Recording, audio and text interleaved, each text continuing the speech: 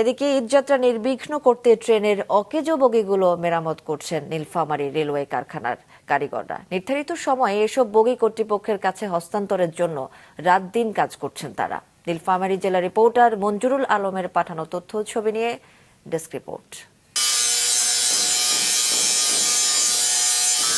কেউ ব্যস্ত ট্রেনের চাকা বা বগি মেরামতে, কেউ বা ব্যস্ত রং আর বার্নিশের কাজে। ভাঙাচোরা বগিগুলো ঝকঝকে নতুন করে তুলছেন। সৈয়দপুর রেলওয়ের কারখানায় দিনরাত কাজ করছেন কয়েকশো শ্রমিক।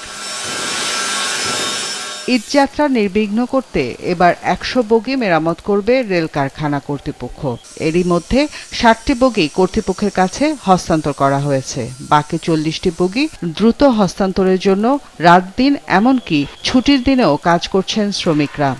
ঈদকে সামনে রেখে গাড়ি ৮ টন বাড়ানোর জন্য আমরা দিন রাত ২৪ ঘন্টা কাজ করে যাচ্ছি। ওভারটাইমেও কাজ করছি যেন ঈদের মধ্যে ঘরমুখী মানুষরা যেন ভালোভাবে বাসায় গিয়ে নিজ নিজ বাড়িতে, গ্রামের বাড়িতে যেয়ে যেন ঈদ করতে পারে।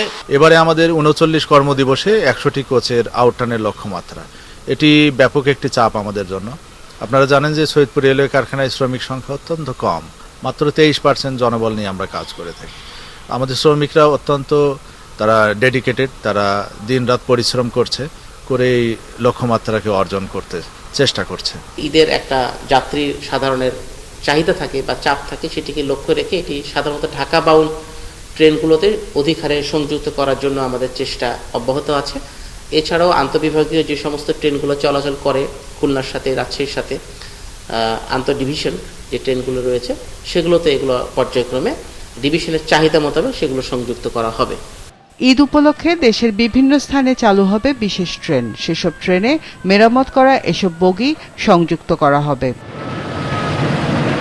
মাছরাঙা নিউজ ডেস্ক।